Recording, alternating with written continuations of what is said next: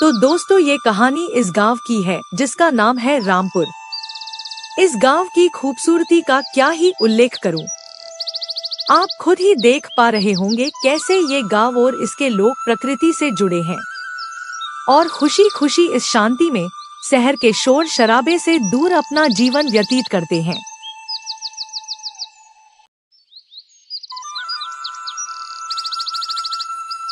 खुद में मस्त खुशी इनके चेहरे से ही झलकती है। यहाँ का वातावरण भी पूरा स्वच्छ है, ना कि शहर के जैसा धुआं प्रदूषण। इस सब से दूर है ये गांव। गांव के चारों ओर हरियाली है। इसी गांव से कुछ मील दूर एक शहर है, बड़ी बड़ी इमारतों से घिरा हुआ। उसी शहर में विवेक रहता है। विवेक जो कि है तो रामपुर गांव का ही, पर उसका ऑफिस उस शहर में है, इसलिए वो शहर में रहता है। एक दिन विवेक को उसके बॉस ने बहुत अर्जेंट बुलाया। हाँ सर, आपने मुझे इतनी इमरजेंसी में बुलाया। सब कुछ ठीक तो है ना? सब ठीक है विवेक, घबराने वाली कोई बात नहीं। तुम हमारे ऑफिस के सबसे मेहनती एम्प्लॉय हो। तुम्हारे प्रमोशन के बारे में बात करने के लिए तुम्हें यहाँ बुलाया है। मेरा promotion? Thank you so much sir. मैं अभी अपने माँ और पिताजी को ये खुशखबरी देता हूँ, वो बहुत खुश होंगे। ठहरो ठहरो विवेक, इतनी क्या जल्दी है? तुम्हें प्रमोशन तो मिलेगा, मगर उससे पहले तुम्हें एक प्रोजेक्ट पूरा करना होगा कंपनी के लिए। तुम रामपुर गांव के हो ना? हमारी कंपनी उसी गांव के पास के जंगलों को काट कर वहां एक और ऑफिस बनाने जा रही है। तुम्हें उस जंगल को काटने के प्रोजेक्ट को लीड करना होगा। वहां के लोगों को तुम अच्छी तरह समझते हो, इसलिए। यह सुनकर विवेक सोच में पड़ गया। वह अच्छी तरह जानता था कि गांव वाले जंगल काटने के लिए कभी राजी नहीं होंगे, मगर फिर प्रमोशन का लालच देख के वह मान जाता है। तुम सुन रहे हो न विवेक? विवेक, विवेक। हाँ हाँ सर, मैं समझ गया सब। मैं अभी से ही इस प्रोजेक्ट में लग जाता हूँ। बस इतना कहकर विवेक वहां से चला जाता है, मगर अभी भी उसके मन में गांव वालों का ख्याल घूम रहा है। फिर वह अपने केबिन में जाके बहुत देर तक सोचता है, क्या उसे ये काम करना चाहिए या नहीं। अपने माँ पिताजी से सलाह लेने का भी सोचता है, पर उसे उनका जवाब पहले से ही पता है कि वो कभी इस काम के लिए हाँ नहीं कहेंगे। फिर उसे बस अपने प्रमोशन का लालच दिखाई देता है और वो काम पूरा करने का मन बना लेता है। और अगले दिन वो गांव के सरपंच से मिलने की तैयारी में लग जाता है।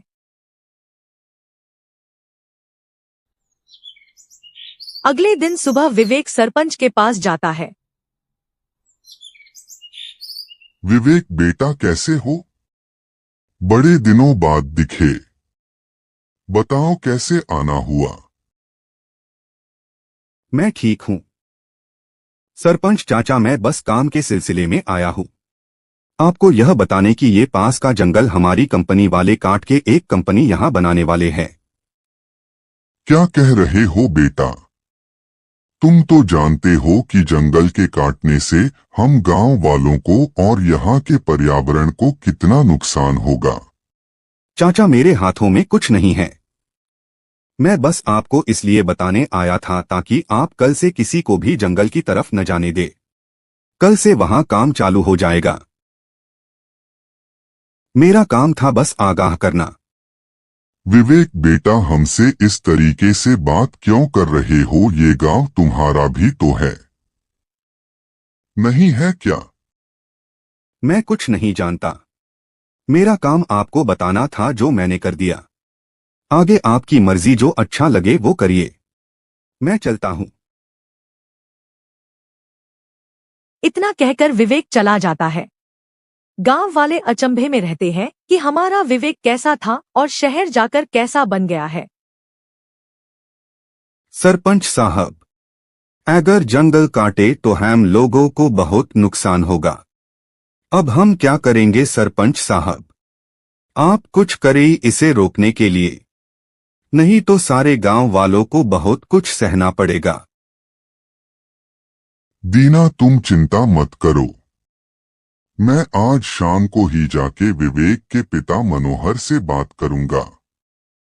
वह मेरा बहुत अच्छा मित्र है। शाम को सरपंच विवेक के पिता मनोहर से बात करने जाते हैं ताकि वो विवेक को समझाए और जंगल को कटने से रोक सके। वाह भाई वाह! अरे घनश्याम बाबू, क्या बात है आज हमारे घर? आज कैसे आना हुआ यहाँ? मैं तुमसे तुम्हारे बेटे के बारे में बात करने आया था। आज वो सुबह पंचायत में आया था और जंगल काटने के बारे में बताकर गया। उसकी कंपनी यहाँ एक और कंपनी खोलने जा रही है, तो कल से वह लोग जंगल की कटाई चालू कर देंगे। ये तो बहुत गंभीर विषय है। अगर जंगल नहीं रहा तो बहुत नुकसान होगा और वहाँ के जानवर कहाँ जाएंगे। तुम चिंता मत करो, मैं आज ही विवेक से बात करता हूँ और उसे समझाता हूँ। वो मेरी बात नहीं टालेगा। बस इसी आशा से तुम्हारे पास आया हूँ मनोहर। हम गांव वालों की बस तुम ही एक उम्मीद बचे हो। ऐसे बोलकर मुझे शर्मिंदा मत करो घनश्याम। मैं भी इसी गांव का हूँ। मेरा भी फर्ज बनता है यहाँ के सही गलत का ख्याल रखना। अब तुम चिंता छोड़ो। तुम सच में बिल्कुल नहीं बदले मनोहर, आज भी तुम मेरे प्रिय मित्र हो।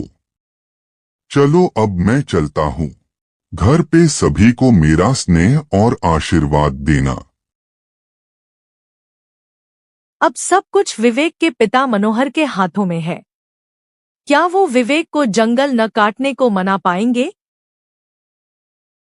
घर में विवेक के पिता मनोहर विवेक का इंतजार करते हैं। तभी विवेक वहां आता है। जी पिताजी, आपने मुझे इतने जल्दी में क्यों बुलाया? कुछ काम है क्या? बेटा, आज सरपंच चाचा आए थे। उन्होंने मुझे तुम्हारे काम का बताया। उसी के बारे में बात करनी थी मुझे। बेटा, जंगल नहीं काटो, वो हमारे लिए बहुत जरूरी है। मेरी तरक्की, मेरा भविष्य मेरे काम से ही है। मैं इस विषय में कुछ नहीं कर सकता पिताजी। और आपको इसी सब के बारे में बात करनी है तो मैं जा रहा हूँ। आप मुझे मेरा काम मत सिखाइए पिताजी। मुझे जो सही लगेगा वो मैं करूँगा। मेरे काम के बीच ना ही आए आप लोग तो अच्छा है। अरे बेटा रुको, मेरी बात तो सुनो।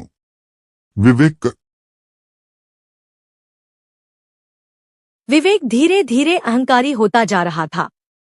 प्रमोशन का लालच उसके सर पर सवार था। अगले दिन से विवेक जोरों शोरों से काम चालू करवा देता है। उसके मजदूर सैकड़ों पेड़ों को काटने लगते हैं। यह सब देखकर भी विवेक का मन टस से मस नहीं होता, बल्कि वह अब और पत्थर दिल इंसान बन गया है। एक ही दिन में क्या हाल बना दिया है जंगल का। और अभी तो कितने दिन बाकी है काम पूरा होने में। हजारों पेड़ कटेंगे। लालच की आग में विवेक एक दरिंदा बन चुका है। उसे कुछ समझ नहीं है कि वो क्या कर रहा है।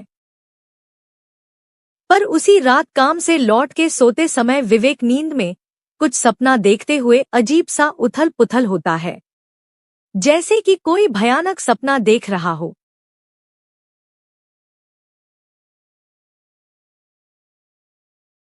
इतना बेकार सपना, ये मैंने क्या कर दिया?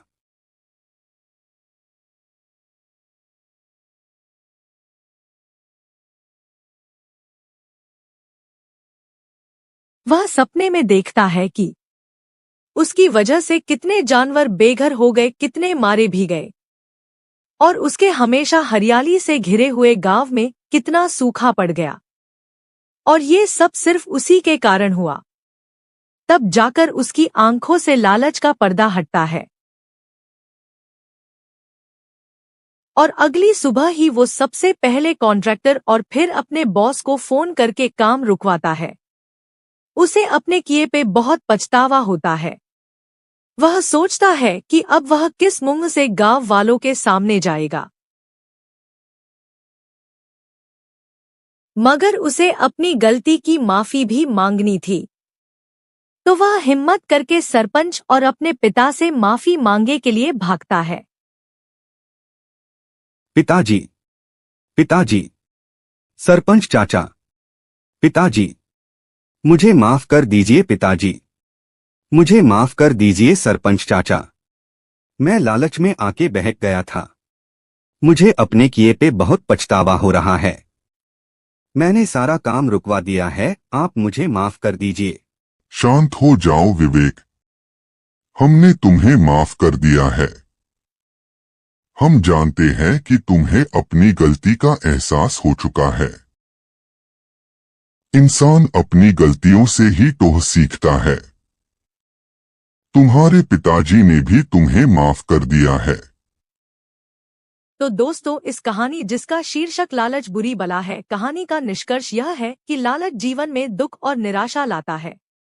यदि हम लालच को नहीं छोड़ते हैं तो हम कभी भी खुश नहीं रह सकते हैं। लालच एक ऐसी बीमारी है जो लोगों को अपने रास्ते से भटका देती है और उन्हें गलत काम करने के लिए प्रेरित करती है। और चाहे हम शहर में रह रहे हो या गांव में, हमें अपने पर्यावरण का ख्याल रखना चाहिए। यह पेड़ पौधों में भी जान होती है और यही हमें जीवन देते हैं।